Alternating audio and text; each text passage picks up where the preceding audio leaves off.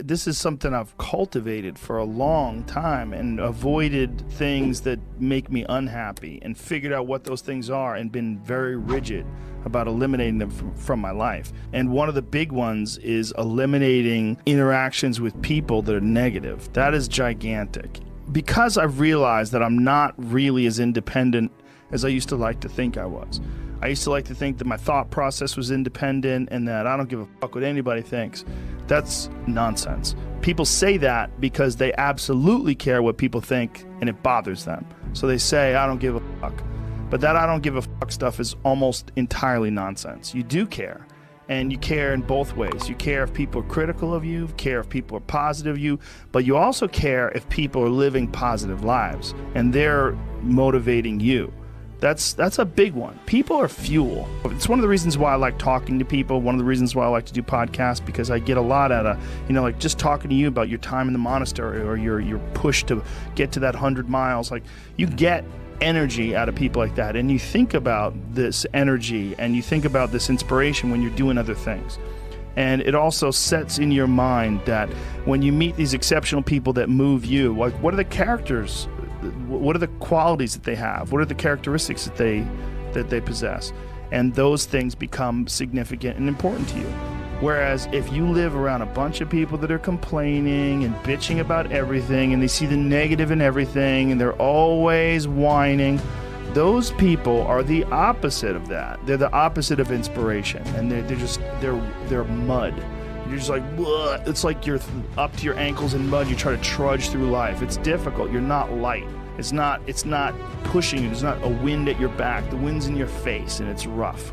Over time, I've learned that these people, you're not going to fix them. I used to want to fix them when I was young. I used to want to go, hey man, I see what you're doing. Like, dude, don't do that anymore. Listen, just do this and stop doing that and start doing this. And if you just work towards this, you could be successful. And then a week later, the guy's doing the same shit. You're like, okay, right. I'm wasting a significant amount of my energy on someone who doesn't want to waste any of their energy on themselves.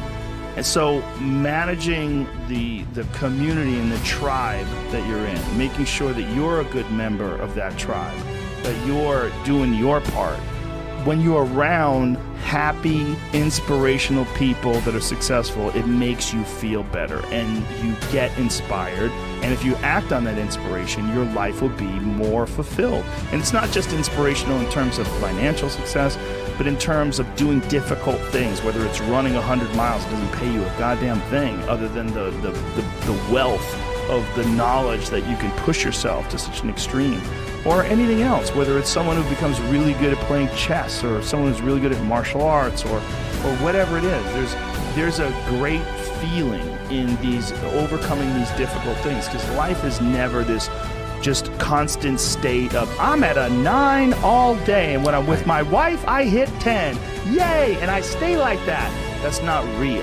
What's real is like you saying that you went to this monastery and felt all this angst about meditating and being alone and not having your phone and not having the input, but then when it comes out of it, then you have this reward. So you push through this and you had these uncomfortable feelings, and you came out of those uncomfortable feelings with this newfound appreciation for time and this newfound respect for your own existence in your own space and carving out 3 hours for yourself a day. That's where it all comes from. It all comes from life lessons, and the lessons are learned through struggle. Through that struggle, I will now have a better day, and I better fucking do it again tomorrow or do something else. Because if I just think, well, tomorrow I'm just going to coast and eat Twinkies and watch TV. Oh, hello, sadness, my old friend. Hello, depression. Because when you're not doing anything, you feel like shit. And that's just a part of being a human being. And we can pretend that we're something other than what we really are. And we can pretend, nah, me, man, I'm just cool, just chilling, doing nothing. Bullshit. You're a fucking human. You're a human being. You evolved from the in hundreds of thousands of years of hunters and gatherers and people that were struggling. Those human reward systems are carved deeply into your DNA. And if you don't respect that, if you don't respect the mechanism of happiness and fulfillment and what you really need to do in order to feel satisfied in life, camaraderie, love, family, friendship, struggle, testing yourself, learning, all those things are imperative. They're all a giant part of being a person.